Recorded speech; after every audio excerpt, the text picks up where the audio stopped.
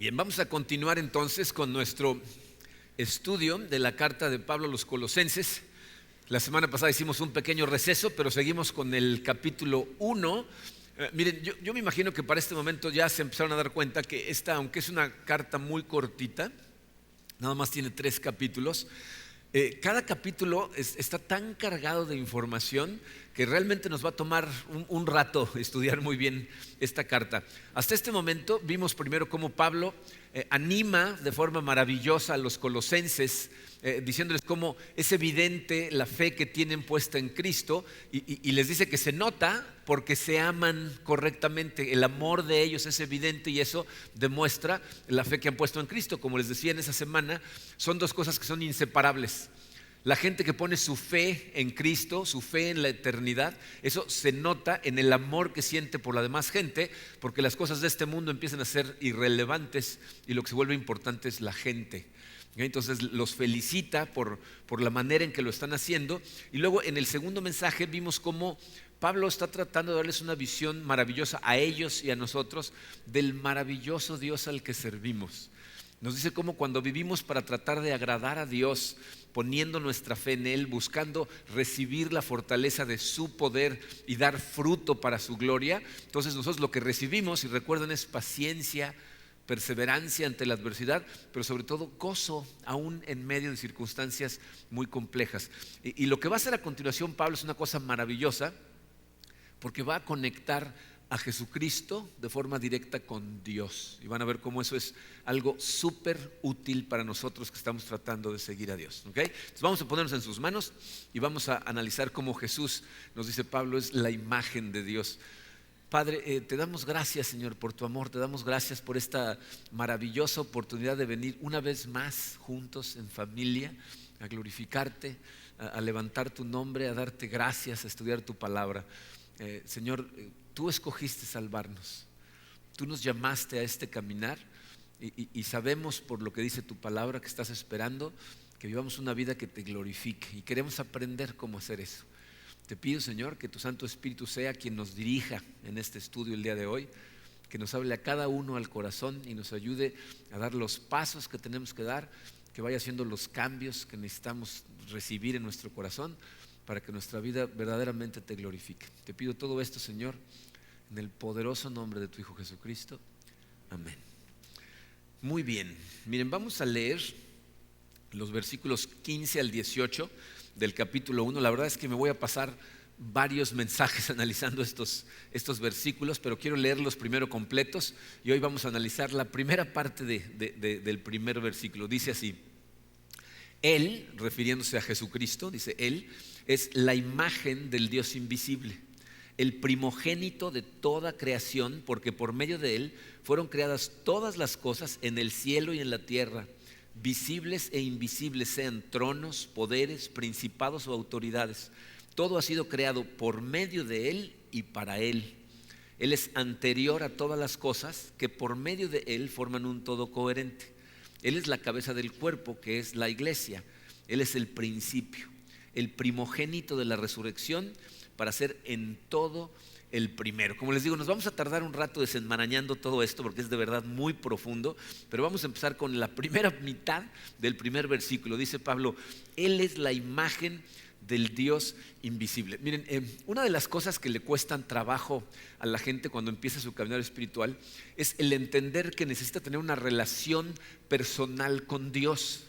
A mucha gente le cuesta eso trabajo porque Dios, pues, no lo vemos, no es un ser invisible, no lo podemos tocar. Para mucha gente ese es el obstáculo. De hecho, yo he platicado con gente a la que quiero mucho, que le cuesta mucho trabajo creer, y me dicen: es que no puedo creer en algo que no veo.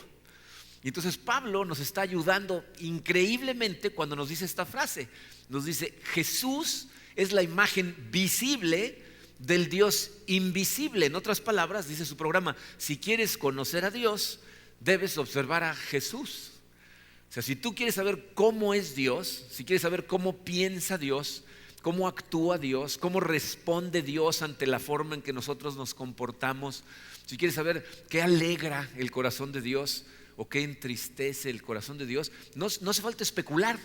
Todo lo que tienes que hacer es estudiar la vida de Jesucristo en el Nuevo Testamento, en los Evangelios. Ahora, obviamente, Miren, podemos aprender muchas cosas acerca del carácter de Dios observando a Jesucristo. El día de hoy me voy a concentrar en 3 de ellas que ya sé que cuando las escuchen van a decir, sí, eso ya lo sabemos, nos lo dicen mucho en el Antiguo Testamento, pero lo que quiero que vean es cómo Jesucristo representa de forma viva, de forma tangible, esas características y esa naturaleza del carácter de Dios. ¿Okay? Entonces, la primera de ellas, sabemos por cómo vemos a Jesucristo que tenemos a un Dios que es misericordioso. Es el número 1 en su programa. Dice, Dios es misericordioso. Cuando tú y yo leemos el Nuevo Testamento, vemos a Jesús que una y otra vez le extiende misericordia, pero se le extiende a gente que es absoluta e innegablemente culpable. Y quiero que veamos hoy 2 ejemplos de esto para que vean en forma muy diferente cómo Jesucristo extiende misericordia y nos muestra cómo es Dios. La primera de ellas se encuentra en el capítulo 8 del Evangelio de Juan. Seguramente recuerdan, es una situación en donde atrapan a una mujer, la sorprenden en el acto mismo de cometer adulterio. Y entonces la Biblia dice que la cachan en el momento, y en ese momento la agarran y se la llevan arrastrando a Jesucristo y la avientan a sus pies. Entonces imagínense la escena, esta mujer está muy probablemente desnuda, ¿verdad? La tiran a los pies de Jesucristo y le dicen, la ley de Moisés dice que a mujeres como esta hay que apedrearlas, es decir, hay que matarlas a pedradas. ¿Tú qué dices? Jesucristo sabe perfectamente que lo que están haciendo estas personas es tratar de ponerle una trampa, porque conocen su corazón misericordioso y están esperando que diga, no, esta déjenla ir, ¿no? Y entonces van a decir, quieres romper la ley, ¿no? Pero él sabe lo que están tratando de hacer, y entonces lo que hace es muy interesante porque simplemente los ignora, ¿verdad? No les contesta. La Biblia dice que toma una varita y se pone a dibujar algo en el piso. Y miren, ese asunto de que se pone a dibujar algo en el piso, hay cosas en la Biblia que por la narrativa de la historia te puedes imaginar o puedes deducir, aunque no estén escritas en la Biblia. Pero hay cosas que no puedes deducir nada más. Y esta es una de esas cosas que he visto montones de comentarios donde la gente especula acerca de qué estaba escribiendo en el piso. No, estaba escribiendo los pecados de los que estaban presentes y les puso sus nombres por edades. No dice. A lo mejor estaba jugando gato, lo que estaba haciendo era ignorarlos, ¿ok? Estaba ignorando a ese grupo de gente y se pone a dibujar algo en el piso que no tenemos idea qué es. Pero estas personas lo siguen presionando. Le dicen, ¿tú qué dices que hagamos? Y entonces Jesucristo les dice unas palabras que son muy famosas. Le dice, aquel que esté libre de pecado, que tire la primera piedra. Y se regresa a dibujar al piso. Y entonces la Biblia dice que uno por uno, del más anciano al más joven, se empiezan a alejar, ¿no? Del más anciano. Yo me imagino que mientras más anciano, más pecados has cometido, ¿no? El que esté libre de pecado, los ancianos, ¿no? Y se fue yendo hacia los más jóvenes. Mientras más jóvenes somos más inmaduros, más arrogantes, nos cuesta más trabajo reconocer, pero al final todos reconocen y todos se van. Y entonces, ¿verdad? Jesucristo levanta la mirada y le pregunta a la mujer, ¿dónde están? ¿Ya nadie te condena? Y la mujer le dice, no, Señor, nadie. Y entonces le dice estas palabras, que son las que quería que vieran en Juan 8:11. Le dice, tampoco yo te condeno, ahora vete y no vuelvas a pecar. Miren, lo increíblemente espeso de este texto es que esta mujer sabe que es absolutamente culpable. O sea, Jesucristo está extendiendo misericordia a una persona que sabe perfectamente, no hay duda. O sea, Jesucristo no dice, a ver, ¿hubo testigos? ¿Alguien la vio? No le da un sermón, no la regaña. Simplemente le dice, ¿nadie te condena? No, yo tampoco. Ve y no peques más. Entonces ese es el primer ejemplo en donde vemos a Jesucristo extendiendo misericordia ante culpabilidad abierta. Ahora vamos a ver otro ejemplo que es bastante diferente. Seguramente recuerdan en Lucas 19 a un señor que se llamó Zaqueo. ¿Se acuerdan? Zaqueo era el jefe de los recolectores de impuestos en Jericó. Y piensen en la comparación. Fíjense, esta mujer que fue sorprendida en adulterio, no tenemos idea de cuál era la situación en su vida. Es decir, no sabemos si era una mujer casada, que a lo mejor tenía una vida miserable en su matrimonio y con tal de escaparse un momentito de su realidad, estaba engañando a su marido. No sabemos si era una mujer soltera que a lo mejor no tenía ni quien le diera de comer y alguien le estaba utilizando, ¿no? Y estaba cometiendo adulterio. O no sabemos si era una mujer mala, con moral muy baja, que se andaba metiendo con todos los hombres. No tenemos idea de qué tipo de mujer era. Pero de Zaqueo sabemos a ciencia cierta que era una cucaracha de mala calaña. ¿Okay? Era el jefe de los recolectores de impuestos. Y necesitas entender el contexto de lo que eso significa para entender el tipo de persona que era.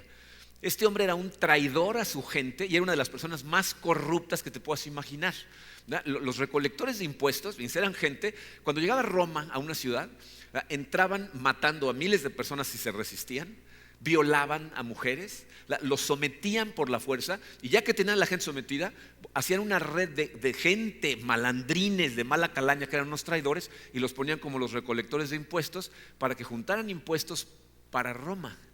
Entonces, este individuo, con los impuestos que cobraba, mantenía al ejército que tenía sometido a la ciudad de Jericó. Y aparte, cobraba de más, ¿verdad? Se robaba dinero y entonces el señor tenía mucho dinero, era rico.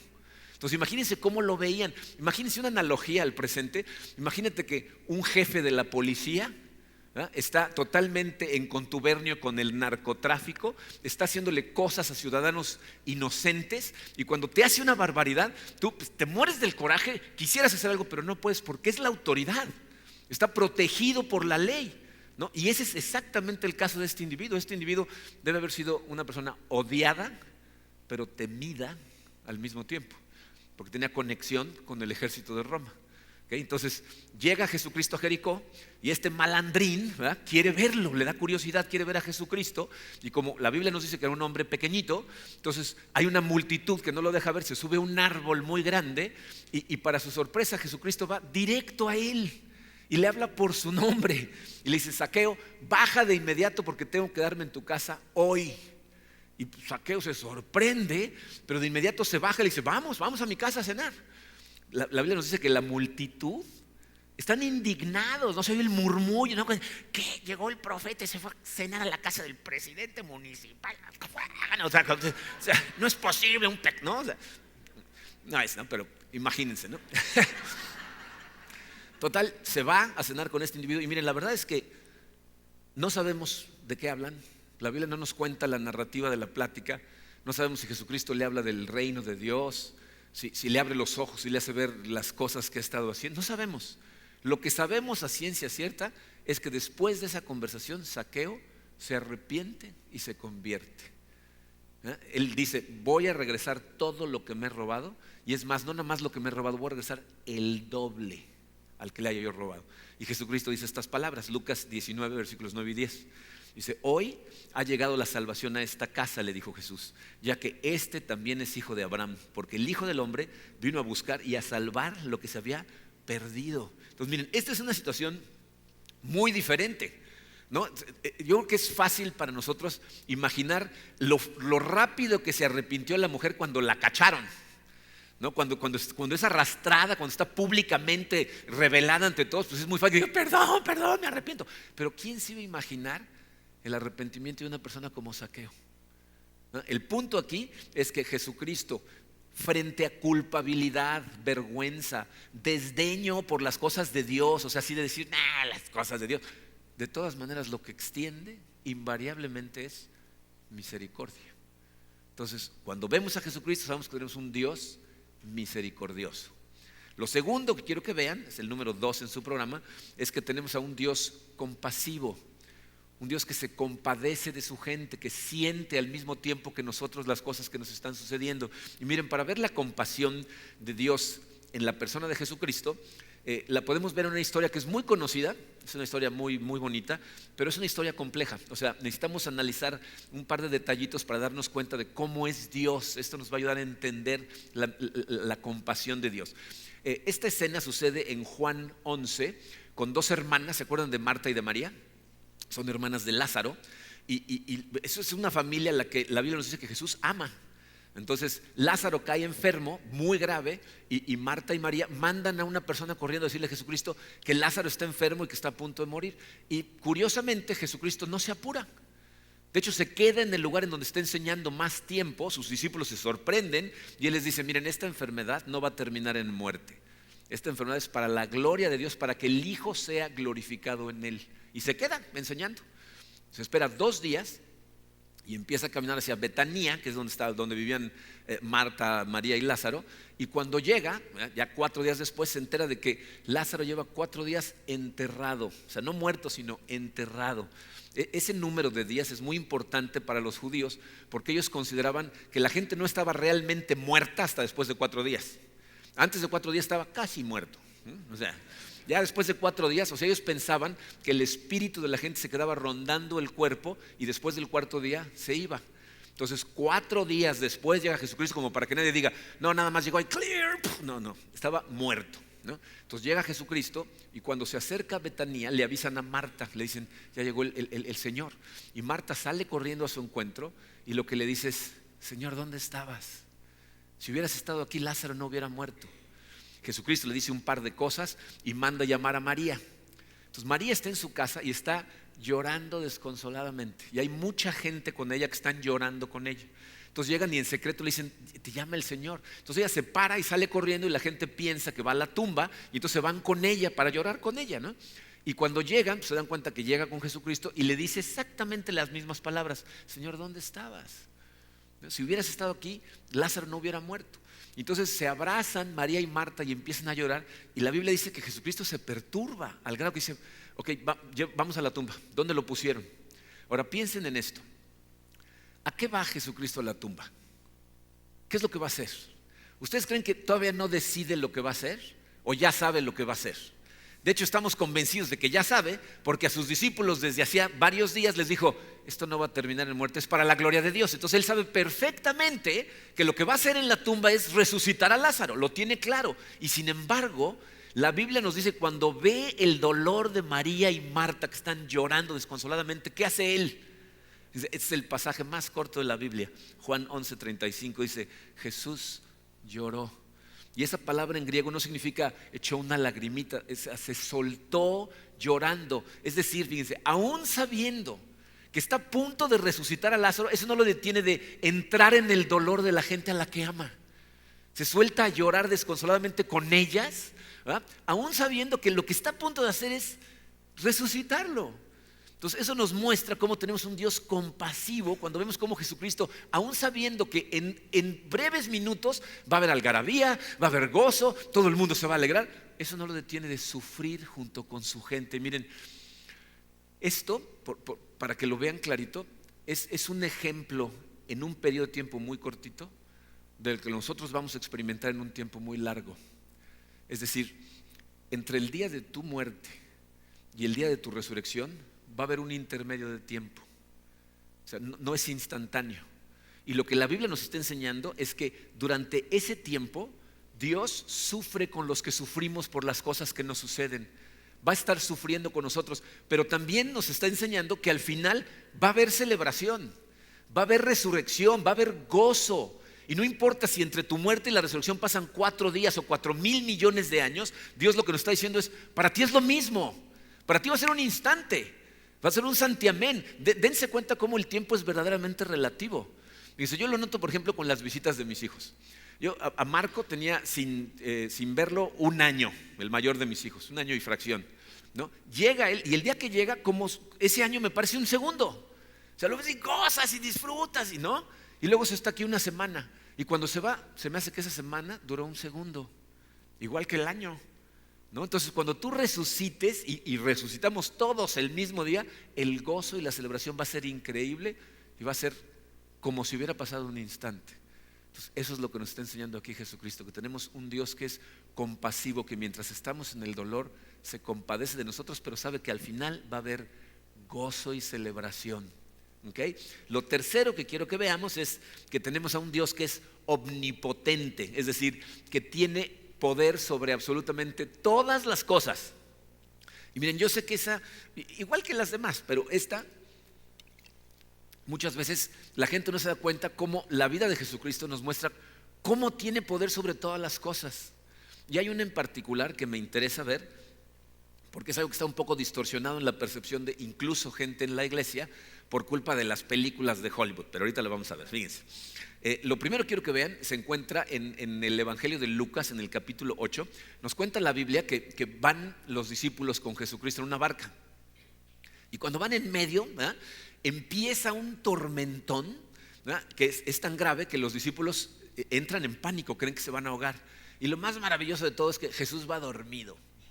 O sea, la barca se va zarandeando y Jesucristo, no, o sea, él no se va tomándose una siesta, ¿no? O sea, esa es seguridad total, ¿no? Ni siquiera se inmuta. Y los discípulos, ya me los imagino a todos en un lado de la barca diciendo: despiértalo tú, no, tú, no. Ya me imagino a Pedro, yo, ¿no? yo lo despierto. ¿Quién sabe? No dice la Biblia, pero alguien lo despierta y le dicen: maestro, nos vamos a ahogar. Y fíjense con qué sencillez nos dice la Biblia lo que hace Jesucristo. Lucas 8:24 dice: Él se levantó y reprendió al viento y a las olas, la tormenta se apaciguó y todo quedó tranquilo. O sea, así como si nada, nos dicen que Jesús literalmente se levanta y regaña al viento. Le dice: a ver, ya estate quieto. Y ¡pum!, se acaba la tormenta. Y dice que los discípulos se van todos a un rincón del barco y ahora le tienen más miedo a Jesús que a la tormenta. Y dicen: ¿qué onda? ¿Quién es este que le da órdenes al viento y le obedece, ¿no? Pero eso nos muestra cómo Dios, representado en Jesucristo, tiene absoluto poder sobre toda la naturaleza. Toda la creación hace lo que Dios le dice. Todo lo que está sucediendo no sorprende a Dios. Dios tiene control y poder sobre todo lo que existe. En Lucas 17 vamos a ver cómo Dios tiene poder sobre las enfermedades que afligen a su gente. Y este ejemplo en particular, estoy seguro que utiliza esta enfermedad, ¿verdad? En Lucas 17, Jesús se va a encontrar con 10 leprosos. La lepra en la época de Jesucristo es considerado así lo peor que te podía pasar. ¿Se acuerdan cuando empezamos a enterarnos acerca del SIDA? Cuando empezó a ser la epidemia de SIDA y todo el mundo, si alguien tenía SIDA y todo el mundo así como que decía, ¿no? En esa época, a una persona que le daba lepra, ¿verdad?, significaba un aislamiento social espantosísimo, ¿no? Los expulsaban de inmediato de la ciudad, no podían vivir en la misma ciudad. Los leprosos casi siempre vivían juntos en mini ciudades que estaban cerca de las grandes ciudades. La gente que los amaba llevaban comida, la dejaban en la entrada y se iban. O sea, cortaban total contacto con ellos. Estaba prohibida su entrada a la ciudad, prohibidísima su entrada al templo. Entonces era gente que verdaderamente estaba abandonada por todos los demás. Y la Biblia dice que Jesucristo va caminando y desde lejos 10 leprosos le gritan: Señor, ten misericordia de nosotros y sánanos. Y Jesucristo hace una cosa muy interesante, les dice: vayan a presentarse a los sacerdotes. Y entonces empiezan estos obedientemente a caminar hacia los sacerdotes. Y fíjense lo que sucede. Lucas 17:14 dice: resultó que mientras iban de camino quedaron limpios. O sea, en el camino a ver a los sacerdotes, como tuvieron la obediencia, decir: ok, pues vamos para allá, se limpiaron. Miren, yo estoy convencido que Jesucristo sana a la gente de diferente forma para que nos demos cuenta que Él tiene poder sobre la enfermedad, que no hay un patrón que seguir para sanar a la gente. ¿Qué tienes? Estoy ciego. 2 marometas y un brinco, ¿no? O sea, no, o sea, lo sana como Él quiere, demostrándote que tiene total poder sobre la enfermedad. Hay gente a la que le pide que haga algo especial. Hay gente que ni siquiera va a verlos desde donde está, ora y sanan. O sea, Él tiene total poder sobre la enfermedad de la gente. Pero miren, este pasaje en particular trae consigo otra enseñanza que vale la pena analizar. Dice, en el versículo 15 nos dice que uno de los 10 regresa y se tira al piso y le da gracias a Dios y alaba a Dios por la limpieza de la lepra. Y entonces Jesucristo dice estas palabras en los versículos 17 al 19. ¿Acaso no quedaron limpios los 10? Preguntó Jesús. ¿Dónde están los otros 9? No hubo ninguno que regresara a dar gloria a Dios excepto este extranjero, porque el único que regresa es samaritano. Dice: levántate y vete, le dijo al hombre, tu fe te ha sanado. Miren, este es un vistazo a el endurecimiento de corazón de muchas personas.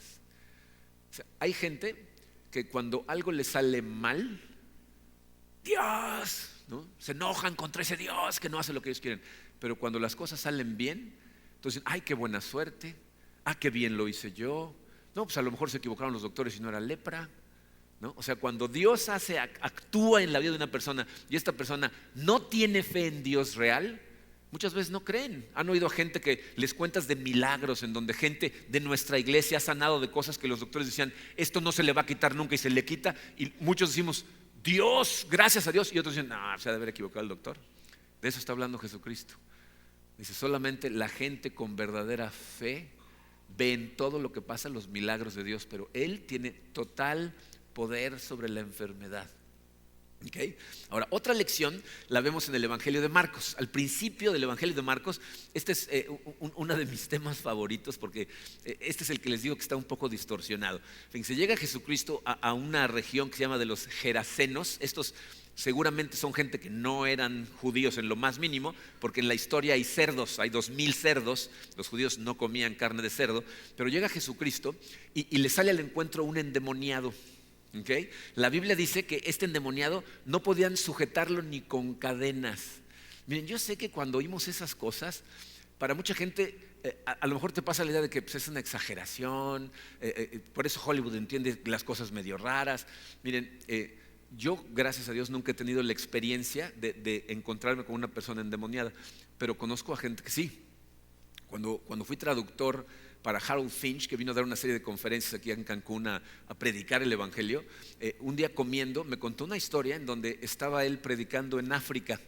Dice que estaba en una aldea perdida en África, en donde le dijeron que había una mujer que estaba endemoniada. Y entonces fueron para hacer un exorcismo, o sea, fue testigo de un exorcismo, y dice que era de noche y él veía cómo trataban de someterla entre 5 o 6 hombres grandes y esta mujer los aventaba. O sea, literalmente no la podían someter, ¿no? Dice que pasaron toda la noche en el exorcismo, quedaron todos exhaustos, por fin la mujer quedó libre. Dice, y al otro día cuando se la presentaron, dice, era una ancianita que no me llegaba ni aquí. Dice, no se podía ni mantener parada con el bastón, pero cuando estaba poseída, a hombres más altos que yo los aventaba. Entonces, este individuo dice que se paseaba de día y noche entre las tumbas, golpeándose con piedras, haciéndose daño. O sea, estaba en un lugar muy oscuro este pobre individuo. Y ese individuo le sale al encuentro a Jesucristo. Lo primero que le dice cuando lo ves, tú eres el Hijo del Dios Altísimo, que es una cosa muy interesante, que los demonios son los únicos que invariablemente saben quién es. Toda la demás gente duda, pero los demonios lo ven y tiemblan. De hecho, lo siguiente que le dices, por favor no nos atormentes. Bien, esa es la distorsión que Hollywood ha cambiado en la cabeza de mucha gente. Esa dualidad de poder que la gente piensa que hay en el mundo espiritual, en donde está el bien y está el mal y están luchando y todos vamos a estar orando para que gane el bien, no tiene nada que ver con lo que nos dice la Biblia. Los demonios ven a Dios y tiemblan de miedo. Tiemblan de miedo. ¿Por qué? Porque tiene poder total sobre de ellos. De hecho, fíjense, la última batalla sobre la tierra va a ser la guerra de Armagedón. ¿Okay? Lean Apocalipsis. Esa va a ser la batalla más corta de la historia. Dice que Satanás junta a todos sus ejércitos, que son millones, y se aparece Jesucristo montado en un caballo blanco, y no es el Jesucristo que vemos en las fotos, ¿no? Que parece que lo maquillaron y le secaron el pelo con secadora.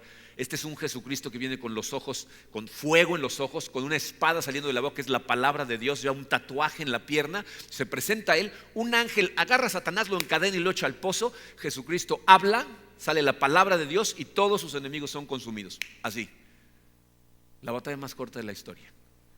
Entonces no hay una lucha de poder.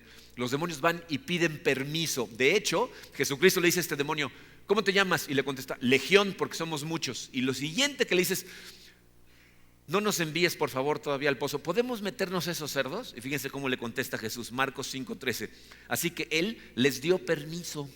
Cuando los espíritus malignos salieron del hombre, entraron en los cerdos, que eran unos 2000, y la manada se precipitó al lago por el despeñadero y ahí se ahogó. O sea, cuando ven a Jesucristo dicen, ¿podemos ir a jugar con los cerdos? Y yo, sí, vayan. O sea, le piden permiso literalmente para actuar. Nada en este universo puede hacer algo que Dios no quiera.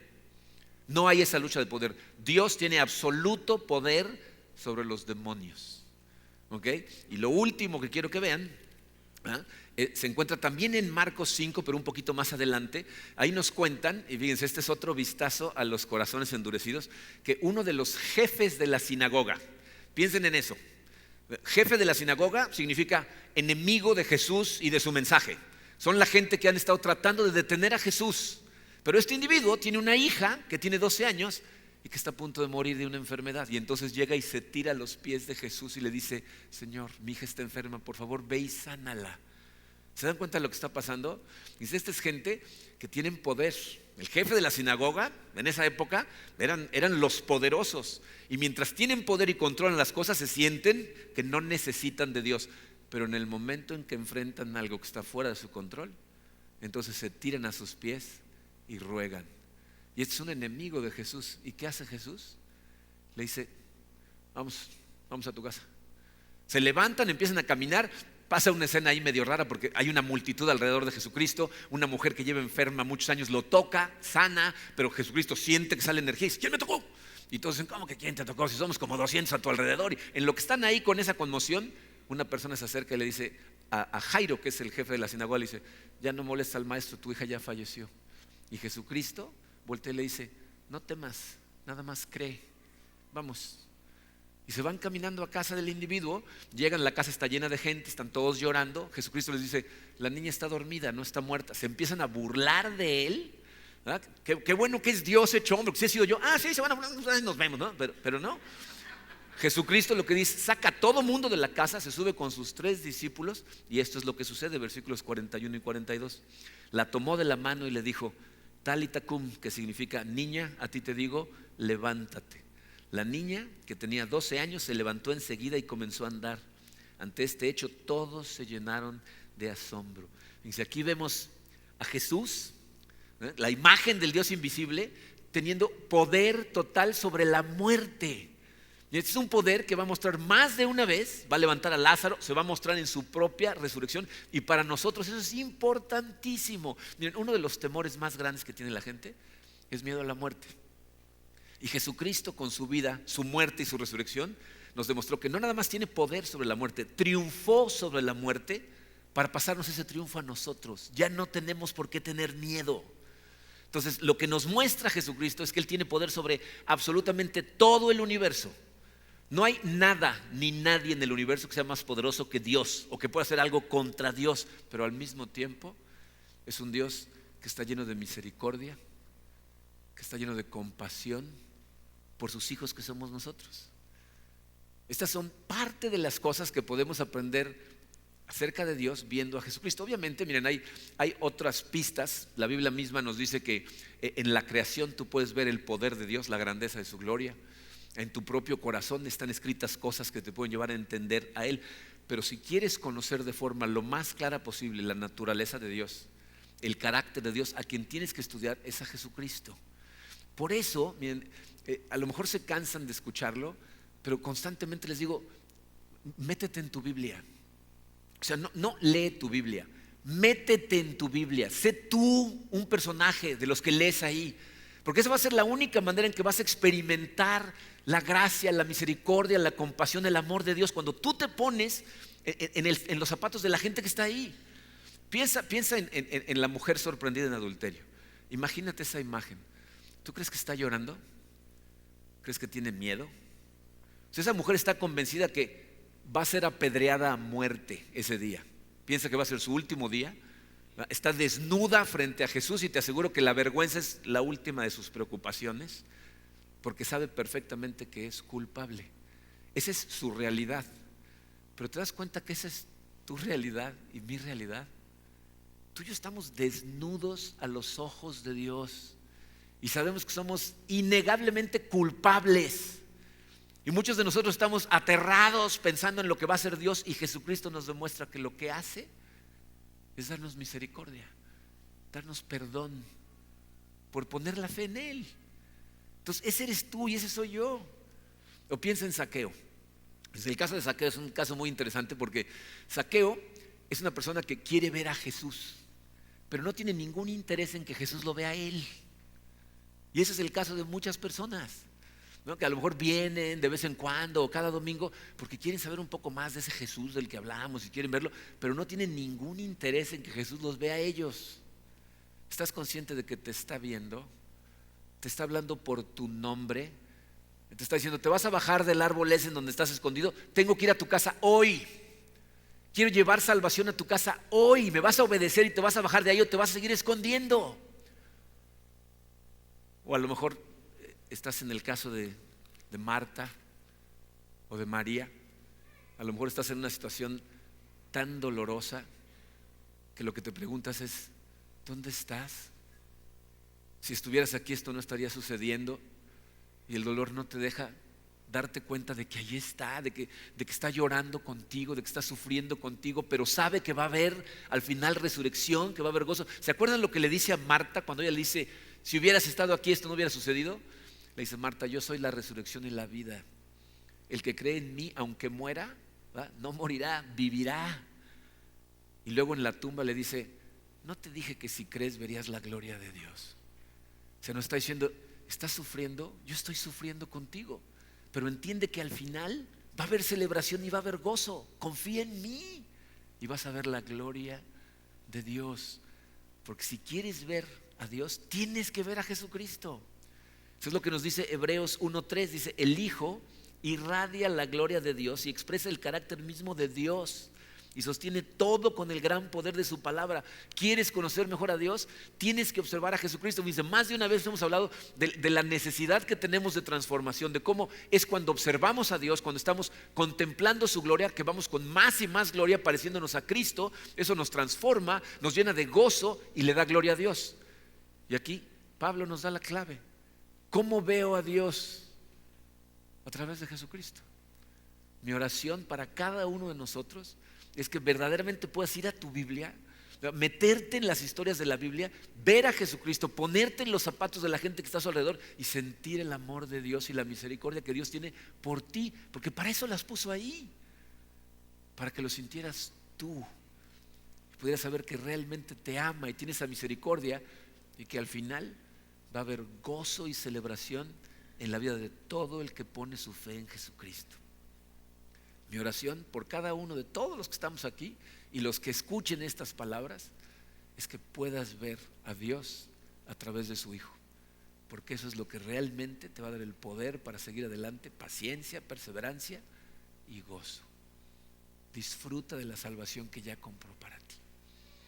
Vamos a dar gracias. Padre, te doy gracias, Señor, por lo maravillosa que es tu Biblia, por la claridad con la que nos pintas estas historias, de forma que podamos entender, Señor, realmente cuál es tu carácter, cuál es tu naturaleza. Sé, Señor, que estamos limitados por los sentidos físicos que tenemos, que nos concentramos más en las cosas que podemos ver, tocar, saborear, oler, y que muchas veces esas cosas son precisamente lo que nos detiene de verte a ti. Ayúdanos a entender de Pablo, Señor, cómo a través de conocer a tu Hijo Jesucristo, de leer tu Biblia en oración y meditación para meternos en las historias, podemos experimentar estas cosas de forma real.